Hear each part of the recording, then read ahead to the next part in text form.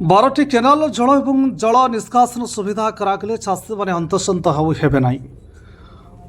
आज पुरी जिला ब्रह्मगिरी ब्लॉक तलमाल ग्राम पंचायत लघुचाप जनित वर्षा और बन्या प्राणी हंतसंत विभिन्न अंचल चाषी मान समस्या बोली देखी पुरी जिला प्राकृतिक विपर्यय प्रतिकार क्रियानुष्ठान आवाहक बिहारी बंधु पलाई सभापति देवराज बलियार सिंह और संपादक रघुनाथ साहू चाषी मान बुड़ी जाइथिबा चाष जमी देखि दुख प्रकाश करने सहित ब्रह्मगिरी निर्वाचन मंडली 12टी केनाल पुनरुद्धार करागले एभली समस्या देखा मिलबनी बोली गणमाध्यम को सूचना देते। आमर पुरी जिला प्राकृतिक विपर्यय प्रतिकार क्रियानुष्ठान कमिटर आवाहक एवं आमर ओडिशा राज्य कृषि बाहिनी आवाहक आज कथा हूँ जो गत लघुचाप जनित वर्षा जो अवस्था सृष्टि है ये विशेषकर दया भार्गवी राजुआ मकरा लुणा ये नदीर पानी ब्रह्मगिरी अंचल को पूरा प्लावन कर जो जार कि चिर समाधान आम गोटे सूत्र दौलू सरकार एजावत करना बर्तमान तलमाल पंचायत समस्त गाँव जो धान जमी कर फसल करते सब बर्तमान जल प्लावित होगी सब फसल नष्ट हो एपर्यंत कौन राजस्व अधिकारी किंबा सरकारी कर्तृपक्ष आसी ना कौन पर्यवेक्षण करने चाषी मान दुर्दशा बर्तमान बहुत असुविधा अच्छा तेणु से आम आसलु गोटे टीम देखापी ये जो कृषिजीवी सम्मेलन तरफ प्रकृत पुरी जिला प्राकृतिक विपर्यय प्रतिकार क्रियानुष्ठान कमिटी सभापति नाटा हूँ देवराज बलियार सिंह। ये जो जगह आप छिड़ा ये हूँ तलमाल मोर गाँ ये तलमाल मौजार ब्रह्मगिरी अंचल अनेक क्षति होते तलमाल सबुठ जेहेतु दया लुणा राजुआ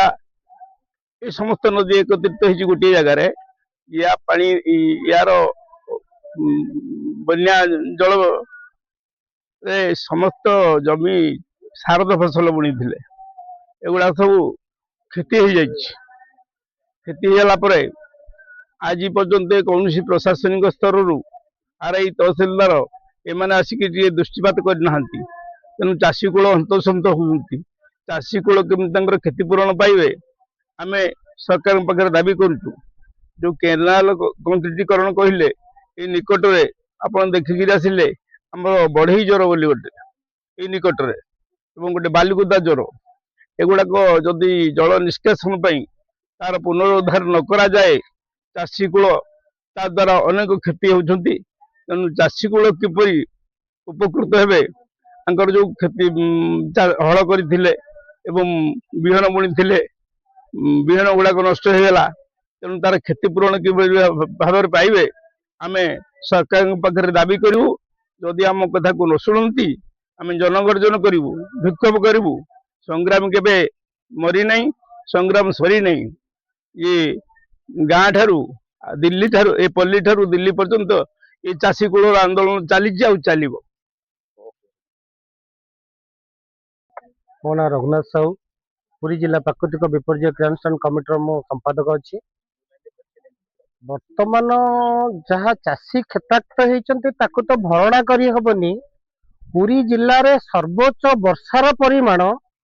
349 ml होता माने 349 माने पाखापाखि 4.5 फुट 5 फुट पानी वर्षा है। देखु चाषी निजे चाष कर चाषर केते कष्ट चाष करथिला ये जो ड्रेनेज व्यवस्था नथिबारु ये बर्तमान देखु गहिर को पाखापाखि 4.5 फुट पानी धान बिल 4.5 फुट पानी जमीब ये तो 10 दिन बेलू सब धान गछरा सब सड़ी जाए 4.5 फुट 5 फुट पाखापाखि जम्बर बिल में पानी जमा ब्रह्मगिरी अंचलटा कहले खाली यही जगह आम ठिया ता नुहे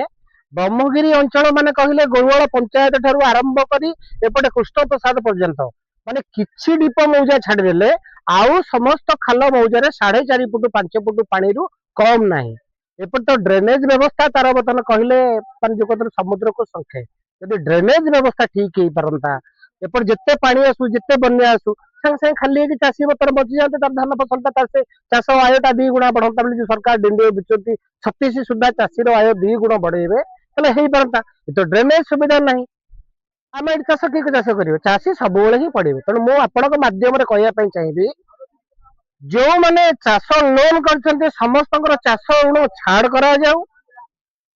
एवं जो माने न करछन्ते सेमानको प्रशासनिक स्तर रे तदंत करा जाऊ जेमिति एकर पिछा 5000 कि 10000 टंका आर्थिक सहायता देबा कथा सेटा तुरंत जोगाई देल चाषी होची देशर मूलदंड चाषी बंचिले देश बंची ब्रह्मगिरी जदि एभली कृषक मानक जदि सहयोग करे आगु आपन संस्था निश्चित भाव बर्तमान जदि कृषक माने जदि बर्तमान न बंचे देशर जदि भारसाम्यता को रखिबा लोक होची चाषी कारण 70% चाषी सब जीएसटी दिए कि तार आउटपुट किसी ना आउ 30% लोक जीएसटी देले तार आउटपुट सब पाती कि ये सब जेहेतु गोदाम तल अवस्था निश्चित भाव में पंजाब चाषी भाई आंदोलन को नहीं एवं आगामी दिन तार निश्चित भाव तार मतामत देकी सरकार को देखईदेव मो बिल जहाँ क्षति होती तुम देवाई बाध्य जदि मो प्रकृत में चाष क्षति हुए मुझे गरीब हुए आज प्रथम दायी करी मो सरकार को मो भाग्य को मुझे এই কার্যক্রমକୁ ପରିଚାଳନା କରିବାରେ କୃଷିଜୀବୀ ସମ୍ମିଳନୀ ବ୍ରହ୍ମଗିରି ଏବଂ ରାଜ୍ୟ କୃଷି ବାହିନୀ ସମ୍ପୂର୍ଣ୍ଣ ସହଯୋଗ କରିଥିଲେ। ପୁରୀରୁ ରମେଶ ସାହୁଙ୍କ ରିପୋର୍ଟ ଦ ପବ୍ଲିକ ମିଡିଆ।